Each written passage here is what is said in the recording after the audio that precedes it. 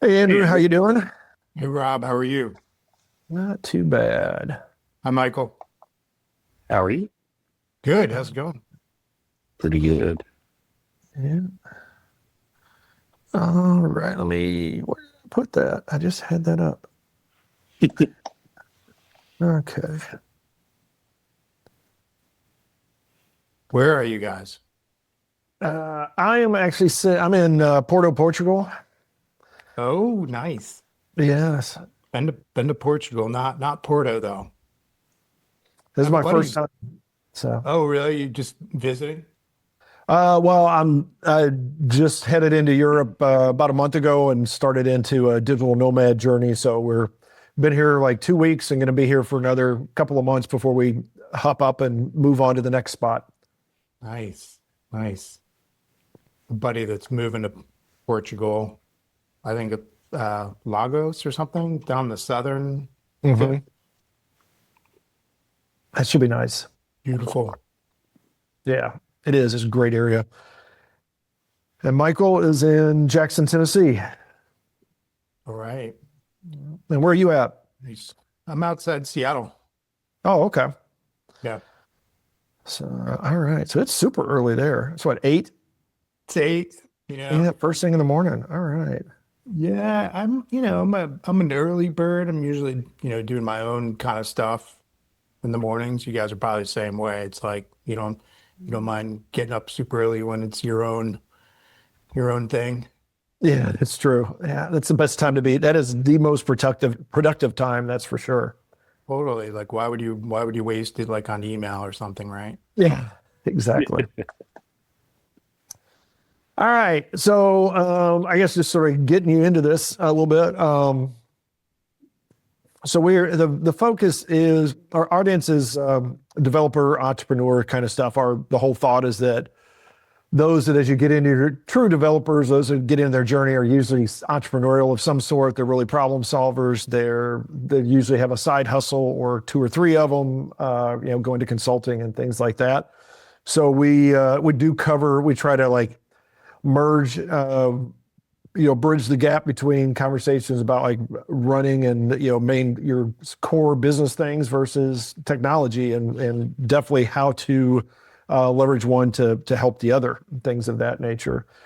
This season, our season focus is essentially the short of it is getting unstuck. It is finding ways to get the ball moving forward and get forward momentum. Mhm. So we'll talk about where people got stuck or where things can move forward. We'll see how it goes in the conversation because typically we let it just sort of go. We don't ask specific questions. We start it by I do an introduction. Mike introduces himself. We toss it to you to introduce yourself, and then 99 times out of 100, it like the conversation just goes from there. We dive in. Usually follow up on something that you've mentioned in your introduction, and then we just have a nice conversation there. It runs total. We'll be done within an hour. We typically do about two. We'll split it into two episodes. Typically, they run about, I don't know, 20, 25 minutes a piece, something like that. So, Yeah, I and was then going to ask you about that. I have a virtual assistant that schedules stuff for me, and I have a hard stop at 9 my time. So okay.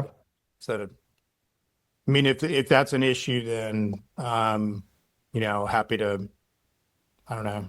If you guys want to do more time, in another time, we could do this another day. I mean, it's totally up to you.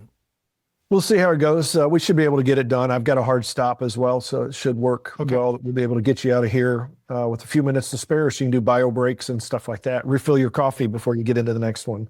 Yeah. Excellent. We'll wrap it up at the end. We'll throw something. You just say, hey, what's the best way for you to for people to get a hold of you and provide some links. We'll put those in the show notes. Once we're done recording, because we do both a video and an audio version of this. The video is out on YouTube, and so what we do is we wrap up the audio, and then we'll have bonus material, and we'll basically come out of the audio and ask you like maybe one thing that you recommend or something along those lines. There'll be a little bit of bonus, for those listening or those watching, and then we'll wrap it up and send you on your merry way. Yeah. All right. Sounds great.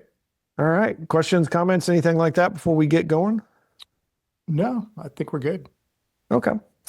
Then we will start out. Tres, dos, uno.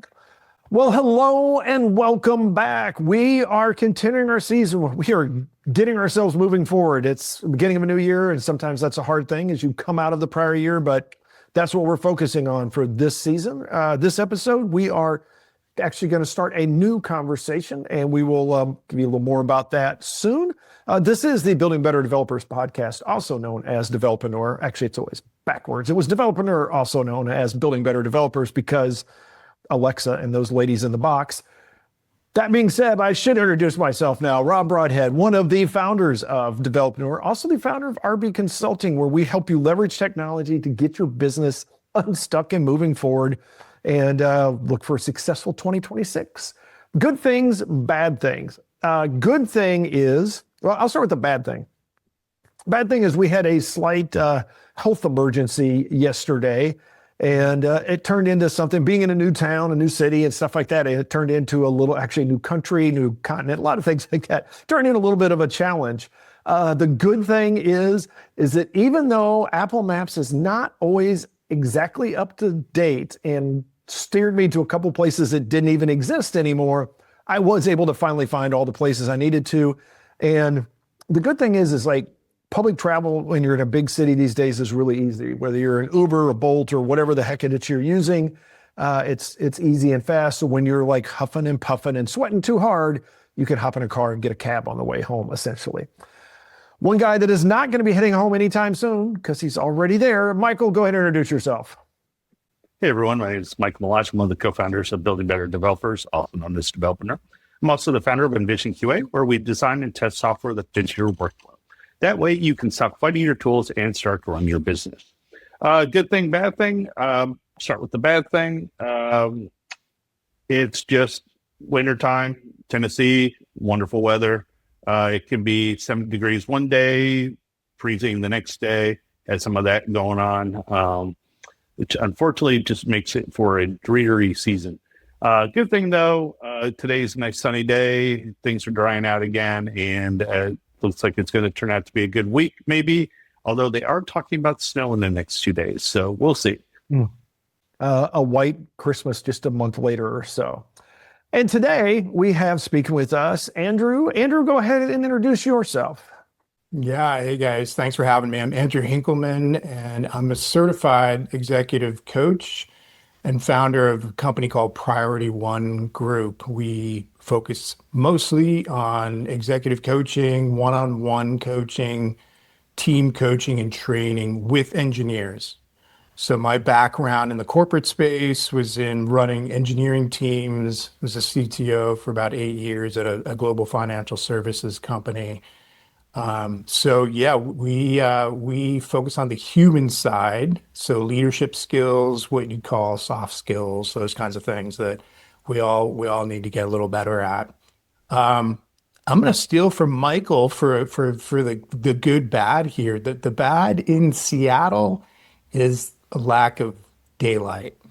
So people talk about the rain. I'm going to say it's not really the rain. It's not seeing the sun for long stretches of time. And that wears on you over time. Good thing, got a couple trips coming up in the near future. So this is the time of the year where we go south as much as possible. Probably make a couple trips to Mexico if possible.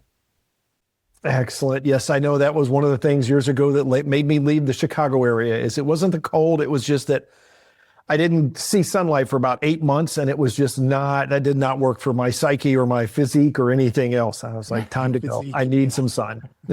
So let's dive right in, because what I want to jump right into, as an executive coach, I think there's something that people sometimes get a little confused about, what coaches can do and when they can come in and things like that. So you're talking to people that are already to some level successful. People would look at them and say, oh, you're successful because you are an executive or you're a leader or something like that. So what is one of the common things that maybe the common themes that would, light a fire under somebody at that level to say, you know what, I need to get with a coach and see how I can get moving? Yeah, great question. First, I want to dispel a little bit of the executive part of executive coach. In reality, it's just we don't have a better modifier. We don't have a better adjective.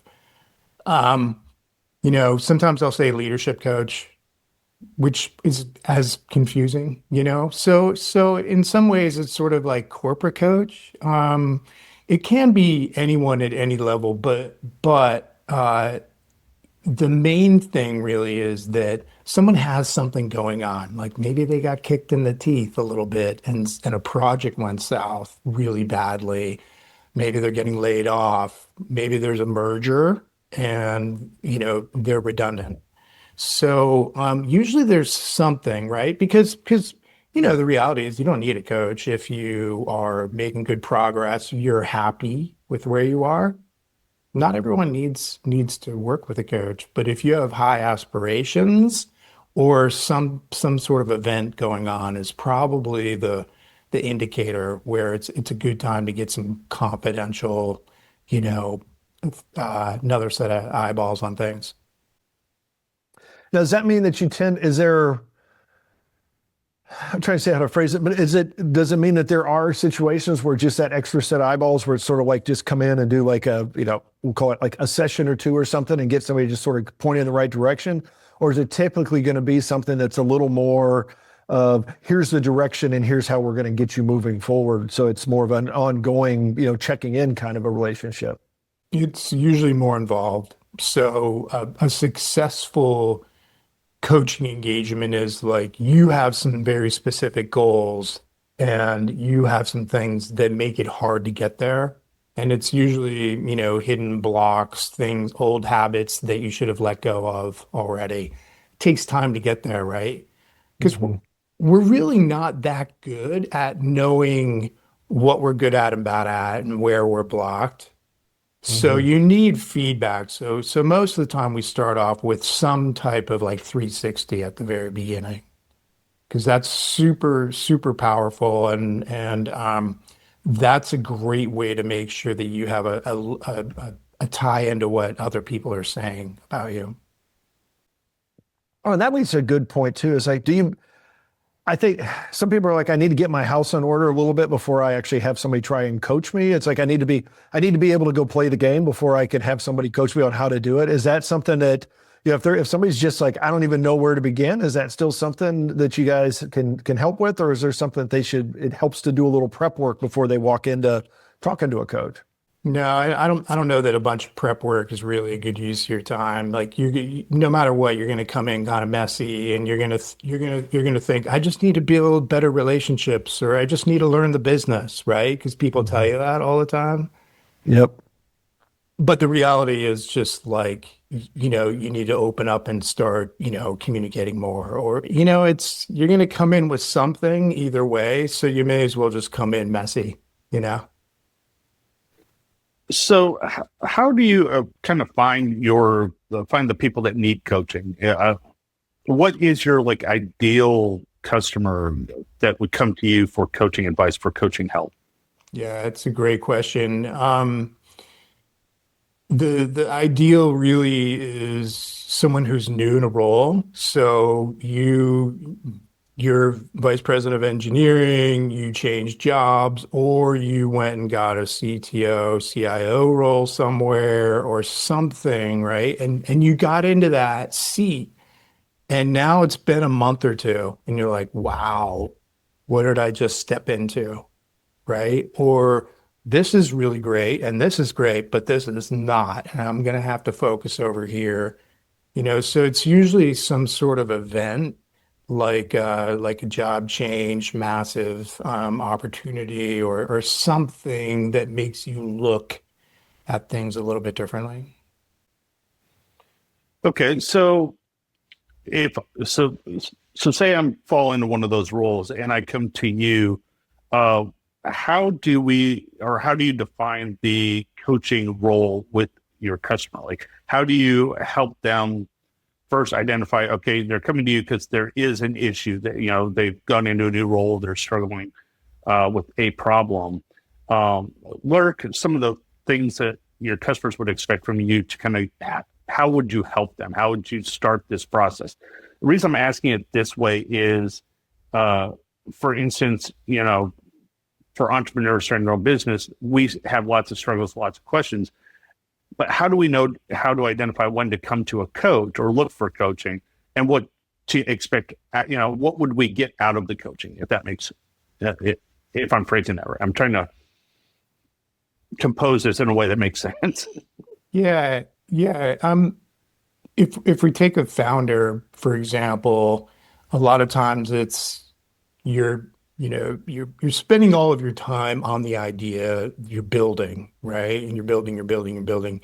And then at some point, the operational part kind of creeps in. You're like, we're doing this by hand again, right?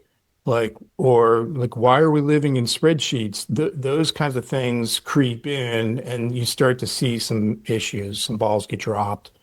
The guy who was, brilliant at writing code is also kind of a jerk, right? So you wind up finding out you have some brilliant jerks. Your operational maturity is holding you back. There's probably some flags. And what I like to do with people is just kind of break it all down and kind of say, look, for you, what do you actually want?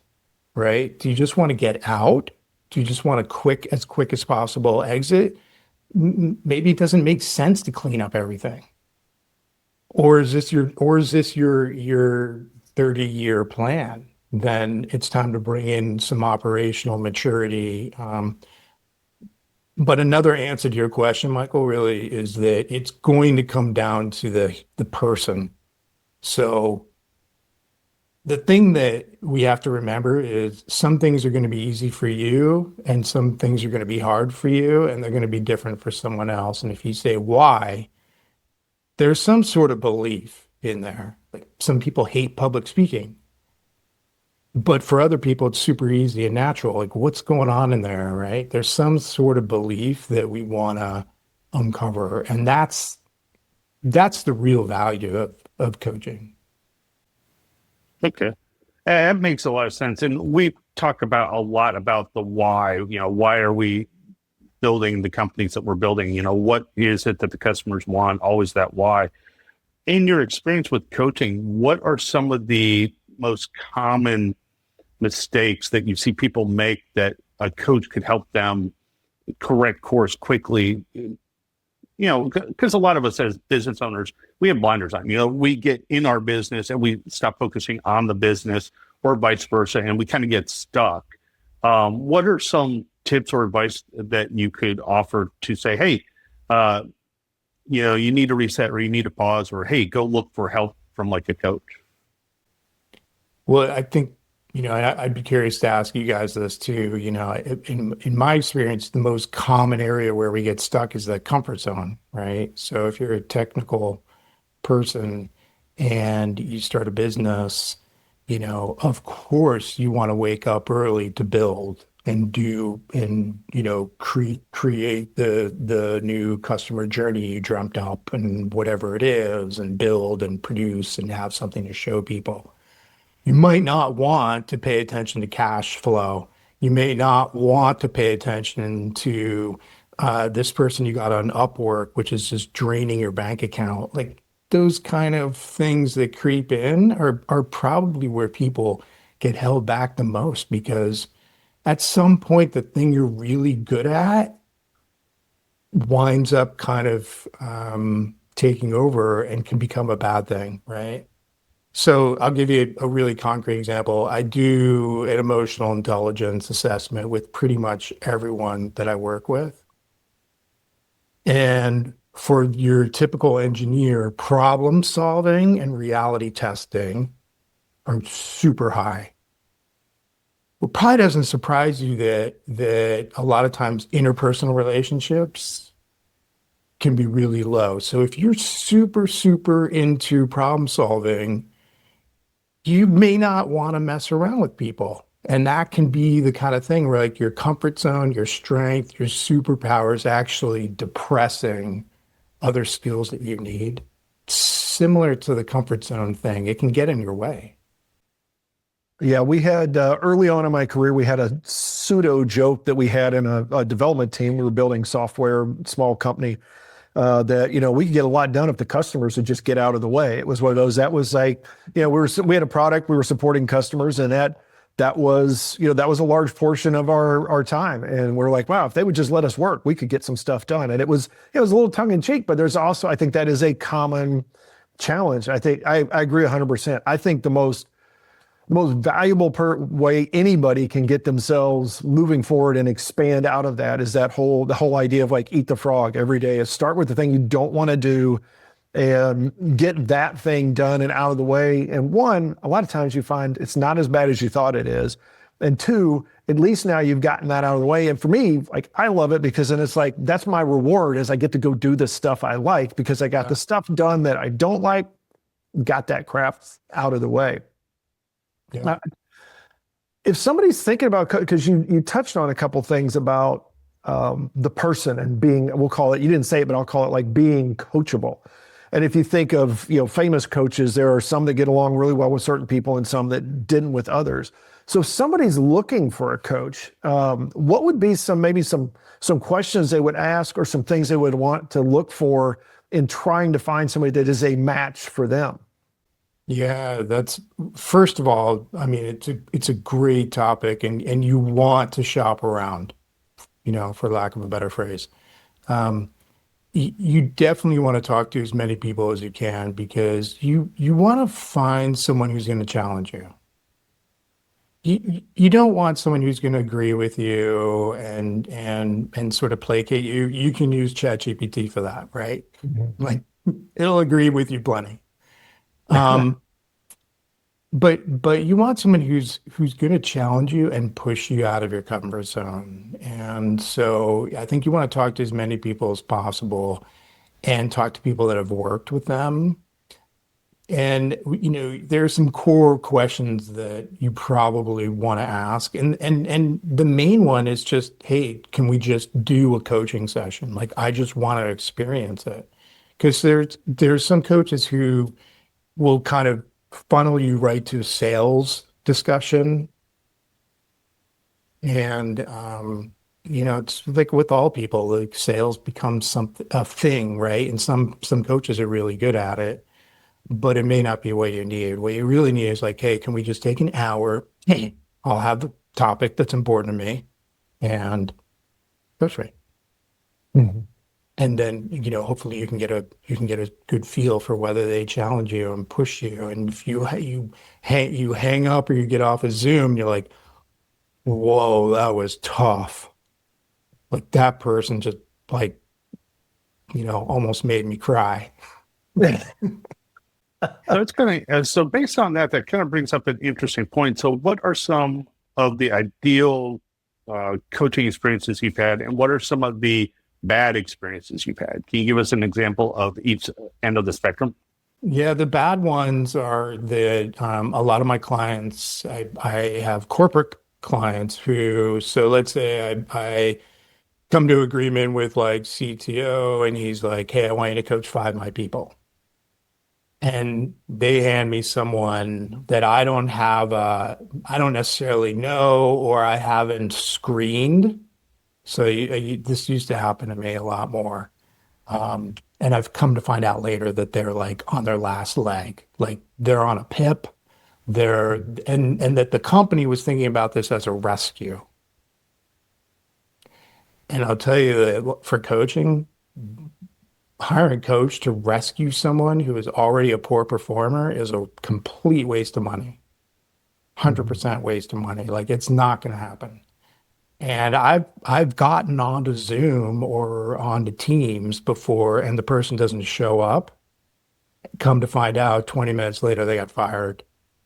So those are the tough ones right there. The amazing ones are people who are already into personal development, right? So the winner, the great sort of box top to the right, the way I'm sort of doing it, is like someone who is already working on themselves. I don't have to convince them that, that you need to, read more books about, personal, professional development. I don't have to convince them to go buy a journal so that they can write out their thoughts and see all of the crazy thoughts going through their head. It's like they're already there, you know?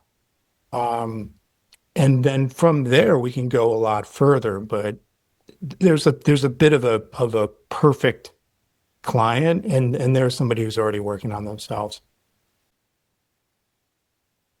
What about those that are kind of in between, that those that have been going through a lot of self-improvement or improving, trying to grow, but they kind of burned out? They're not like at the bottom end. They're not trying to walk away, but they're just spinning their wheels. They're not going anywhere, or they've just kind of plateaued.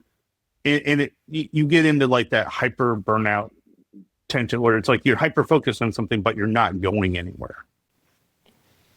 Yeah. So there are a couple things around that. One is, so Rob alluded to this eat the frog concept, which Brian Tracy wrote a book about. He's the guy that kind of made it popular. Brian Tracy also has some other books where he talks about a keystone goal. And the idea there is like, you have all these goals, but which one of them is going to make all the other ones easier, right? So when you're spinning your wheels and you're getting up early and staying up late and working weekends and all that kind of stuff, and you're not seeing progress, a lot of times you're doing all the work, but you're not doing the work. You're not doing the thing. And it can be hard to identify what that is, but you kind of need to pause and take a beat and kind of go, well, of the things I should be doing, if I could only do one, like what's going to make everything else easier? So that's one piece of that. The second piece I'll add is a lot of times when we get stuck, especially in the corporate space, it's because we're caring too much about stuff that's out of our control. And this was one of the things that drove I got really burned out like 10 years ago. And why wasn't I invited to that meeting? Don't they know I need to be there? Why did someone have that tone in their email? Why do I have to go and fix this? Like, it's sort of like caring too much about all the other stuff, and especially stuff you don't control. That was like a fast path to being unhappy. And that is part one. Thank you for hanging out with us. Don't worry, we have a part two coming. Andrew is, it's a really good, like it feels like a coaching session. This whole, like this interview feels a little bit like it. Is very, to me, very calming, very like, hey, here's some cool things to think about. Here's some things that maybe, you're some blockers or things like that. So hopefully this is helping you as well. We will have links, as always. We'll have links in the show notes. So reach out to him. He offers a free coaching session. If you're like, what is this coaching thing about? Connect with him. Give him a call. Check it out. See how it goes. Because I will say personally, I've done some of these in the past, and I don't think, if you haven't done it, I don't think it's going to be what you expect it to be. It will probably be far better than you expected. Even if you find yourself not thinking that you're in a situation where you're going to be able to talk much or work with them, if you get a good coach, it is amazing what they can do for you and what they can take you to. And I definitely know a lot of people that will sing their praises of their coaches day in and day out, and how they have turned stuff around. That being said, it is time for me to coach you to get on out of here and get back to your day. Go out there and have yourself a great day, a great week, and we will talk to you next time.